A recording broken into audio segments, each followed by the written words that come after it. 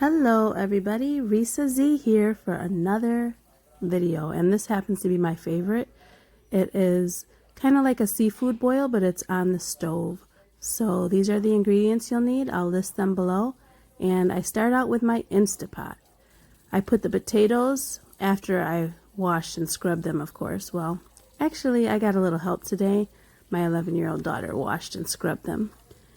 So I used about a whole small bag of red potatoes, and I also used some fresh corn that I had and some frozen corn. I'm going to throw some Old Bay seasoning in on top, about 1.5 tablespoons, just to give it some flavor while it's cooking. And I do this in the Instapot because it just helps with the quickness of the recipe. I mean, it gets them done really quickly. So I also pour about 1.5 cups of water into the bottom of my Instapot, and I use the little trivet in the bottom. So yeah, pour about 1.5 cups of water. If you have a 10-quart Instapot, I actually have the Crock-Pot Express pressure cooker. 1 cup to 1.5 cups. Okay, so I have those in the pot, and I want to do those first because I want to get those started. I put about 2 tablespoons of butter on the top, and I'm going to start those in a minute. But I wanted to show you that I bought some shrimp from Costco, and my husband accidentally only bought 1 shrimp, so I went to a different store and got those open acre shrimp. And you want to make sure you get the raw shrimp. Okay, back to the Instapot. I set it on high pressure for 4 minutes, and then I just put the top on, seal it, and start it. And while that's going, I'm going to cut up my garlic cloves. I got about half a head of garlic, so several cloves. And I'm gonna just chop those up into tiny pieces. It's okay if it's a little chunky. It's not gonna hurt.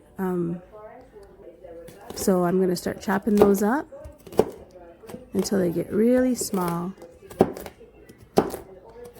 And this is gonna be like that base for your sauce, because this sauce, it is a little spicy, so I will tell you what to leave out if you are making it for kids and they don't want any spice at all. Or you can just do less of what I use. And I really don't even, when I make it for just me and my husband, I use more spice. More cayenne pepper and more Cajun.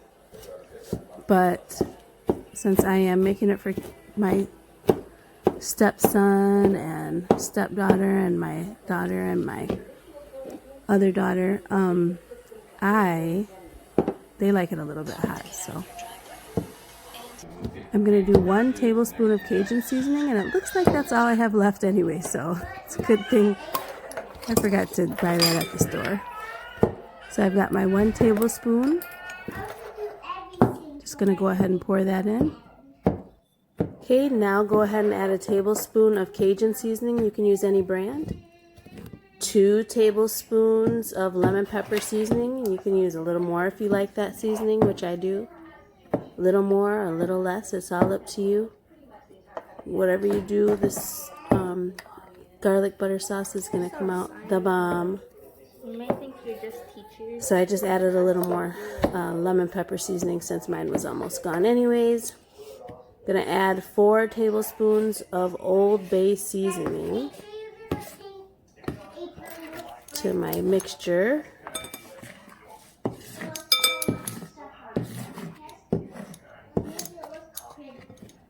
And then here's where you can control some of the heat. Cayenne pepper. I kind of use like 1/4 tablespoon or maybe a little less. But if you really don't want to use this, you don't have to, because it still came out a little hot because of the Cajun seasoning. So that's optional. Paprika. We're going to do a tablespoon of paprika. I did a little bit more because I just love some paprika. And then you're going to stir that up. Stir that all around until it's nice and mixed. And that is going to be added to your butter sauce. So get a pan out and get it heated up on the stove over a little bit of medium heat. We're going to heat up 4 sticks of butter. And the reason I'm doing 4 is because I'm making a ton of food. I mean, I have a really big family, and that sauce is what makes it. It's not like, it's just gonna be glazing the food, so it's just gonna be delicious, just trust me. So you put your 4 sticks of butter in the pan, you get them melted up, and as soon as they're melted, or just about all the way melted, I add a little bit of seasoning salt, and I like to use the seasonal, just a tiny sprinkle, not even a teaspoon, not even a quarter of a teaspoon, just to sprinkle to flavor it up a little bit, and stir that as it melts. And then as soon as I get that melted, I'm going to add my chopped garlic. And I actually wanted a little bit more garlic, so I went ahead and added some minced garlic that I had in the fridge. You know how it comes in a little glass jar? Yeah, well, I added about a tablespoon of minced garlic also. And we're going to get that bubbling, yum. Stir that around. And right about now, it should be smelling super good in your house. Got everybody asking when's dinner going to be ready? So let's get back to the Instapot. My Instapot is now ready, my corn and potatoes, so I'm just going to release that steam with a quick release, and then I'll get to chopping up my sausage. And I just used the skinless smoked sausage. And I used about two packs of those. And I like to chop them on an angle. Okay, back to my butter sauce with the garlic.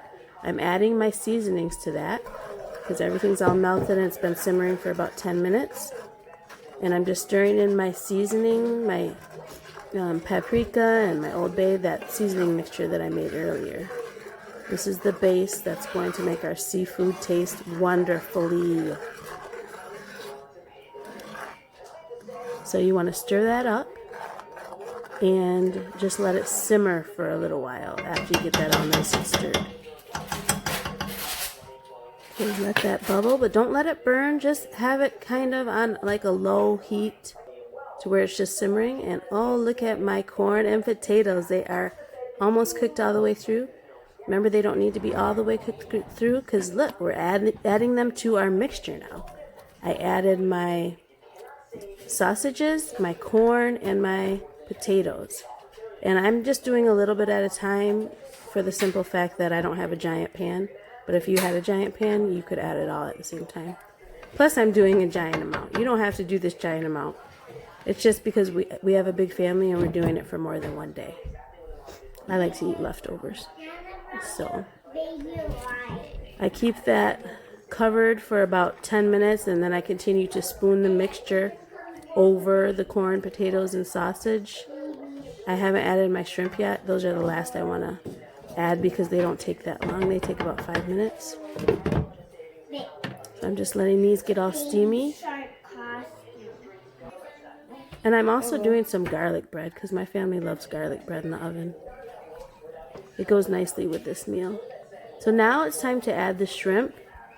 And we're going to cook those all the way through it. And remember, they only take about 5 minutes because this mixture is so hot already coming out of the Instapot. And it's just so hot in the pan, it doesn't take long at all.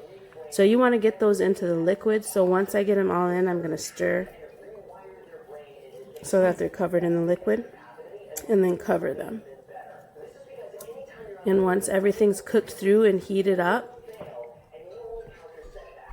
then it will be time to serve. So you want to make sure you also thaw these shrimp out before you put them in. It's just so they don't take as long. So I'm trying to make space. I really need a bigger pan, but I made it work. I made enough space so that I could get them down into the liquid and they cooked beautifully, as you'll see in a minute.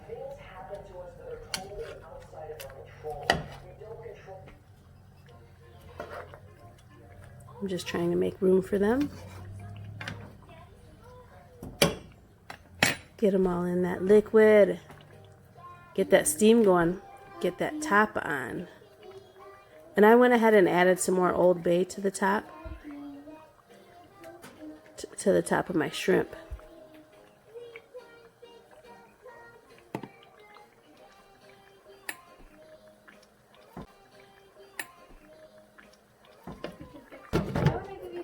You get that top on, and like I said, it shouldn't take that long, just about 5 to 7 minutes, because I have it over medium heat. It's really hot.